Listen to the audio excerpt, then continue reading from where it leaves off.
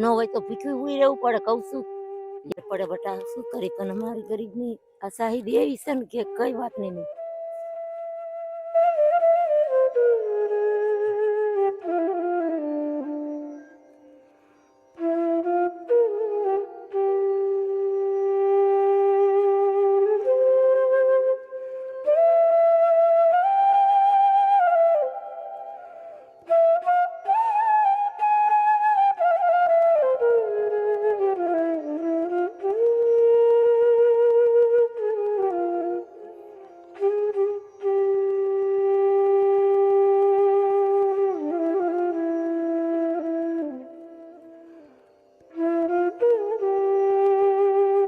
સુવાસ આવી સડી ગયો, પછી સુવાસ ની અંદર માં દવાખાને ગયા હતા. અમારા છોકરા બાપા ઓફ થઈ ગયા. 11 વર્ષ થયા એમનો ફોટો. 11 વર્ષ થયા. તો દાદીમાં ઘર ચલાવવું કેવું? ઘરમાં મોટી વ્યક્તિ મરી જાય તો ઘર ચલાવવું કેવું? બહુ દુબર પડે બટા, શું કરી પણ અમારી ગરીબની આ શાહીદી એવી છે ને કે કઈ વાત નહીં. અઘરું થઈ જાય ઘર ચલાવવું. ઘર આ દીકરા કેમ જવું, કેમ ખાવું, ન હોય તો ભીખ્યું હુઈ રહેવું પડે. કહું છું એવી કોના અમારા કોઈ બીજું પાડોશી ખરું તેમને દે? એવી રીતની અમારી આ ગરીબીની પરાઠી છે. હવે ભગવાન માતાજી જે કરે એ હાસ. એની દાદીમાં રોડોમાં સુખ દુઃખ આવ્યા કરે.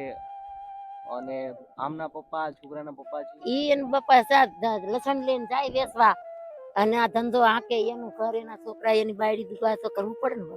અમારો એક છોકરો છે ઈ, અમે આ દીકરીઓ, અમે 3-4 માસ એવી રીતનો ધંધો કર્યા તો જ ખાવા પામી, નકર ભૂખ્યા હુઈ જાય. પણ અમને કોઈ એમ ન કે તમે આ લ્યો 100 રૂપિયા ખાવ પીવો, એવું કાંઈ નહીં. કમાઈ તો ખાઈ, નકર કાંઈ નહીં. એવી રીતનું છે ભગવાનની માથે આરતા. એની દાદીમાં રોડોમાં સુખ દુઃખ આવ્યા કરે. જિંદગી છે ઉતાર ચડાવ તો આવ્યા જ કરે. એ તો હવે એવું તો આવ્યા રાખે, પણ આવડે એમ કે આશરો નહીં, માણસો ભગાડે તારે ભાગવાની બહુ કસરી. અહીંથી લઈને અહીં જવું, આ દીકરા ના બાળક મોટા તો હોય તો હાલે, પણ આ નાના નાના છોકરા લઈને કેટલું લઈને જવું? તડકાનો જો સાઈડો હારો છે, તડકાના તાપ ના પડ્યા છે. અત્યારે માણસો હારાનું બધા બેન આવા ગરીબ માણસો ની કોઈ સાહેરી કરતા નથી. આ રોડ માથે પડ્યા છે કે આ ગરીબ માણસો છે, કોઈ પાસે નહીં આવે. એવી રીતનું બટા રે, એવું છે અત્યારે જમાનો. હારા માણસ હોય એને હવ બોલાવે, ગરીબ માણસો ને કોઈ સહારો દે એવું નથી. અત્યારે સરકારે ઘણું કાઢ્યું, પણ કોઈ એમ કે આ રોડ માથે પડ્યા એને લઈને આપણે કોઈ સાહિતી કરી કાંઈ ન મળે.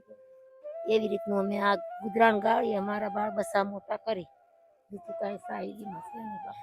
દોસ્તો, દાદીમાં છે જેમના પતિનું 11 વર્ષ પહેલા અવસાન થયેલું છે. રોડ પર રહે છે. ઘર ચલાવવું બહુ જ અઘરું થઈ જતું હોતું હોય છે. અને જે ગરીબી રેખા નીચે જીવતા હોય છે, ગરીબીમાં પોતાનું જીવન ગુજારતા હોય છે, એ લોકોને જ ખબર હોતી હોય છે કે ગરીબી શું કહેવાય. ગરીબીની સાથે સાથે એક માતાની જવાબદારી હોતી હોય છે. છોકરાને મોટા કરવા, છોકરીઓને મોટી કરવી, અને એમને ખાવાનું ખવડાવવું. દાદીમાં તો ત્યાં સુધી કહે છે કે ખાવાનું નહીં મળે તો ભૂખ્યા સુઈ જઈએ છીએ. પણ દોસ્તો, ગરીબી શું શું કરાવતી હોય છે. ગરીબી અને મજબૂરી કે જે માણસને મજબૂર કરી દેતી હોય છે, તો ક્યાંય પણ રહેવા માટે, ખાધા વગર પણ સુવા માટે પણ મજબૂર કરતી હોય છે.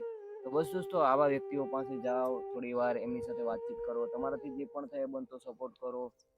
કેમ કે આ વ્યક્તિઓ પાસે કોઈ આમ તો જતા નથી, પણ આ વ્યક્તિઓ પાસે જવું પડે. એમની વેદના સાંભળો અને કેવી રીતે પોતાનું જીવન ગુજારતા હોતા હોય છે, કે પરિસ્થિતિઓમાંથી પસાર થતા હોતા હોય છે.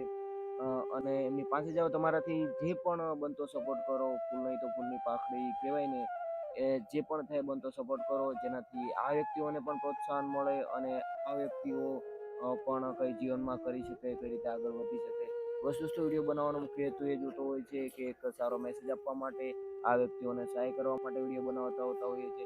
તો દોસ્તો, આ માતાના જે પતિ છે જેનું અવસાન થયેલું છે, દીકરીઓ છે 4, અને ઘરમાં કોઈ નથી, તમે સપોર્ટ કરવા માંગતા હોય તો અમને મેસેજ કરો, અમારા હેલ્પલાઇન નંબર ઉપર કોલ કરો, અને તમારાથી જે પણ થાય બનતો સપોર્ટ કરો. આ વ્યક્તિઓ સુધી અમે પહોંચાડવાનો પ્રયત્ન કરશું.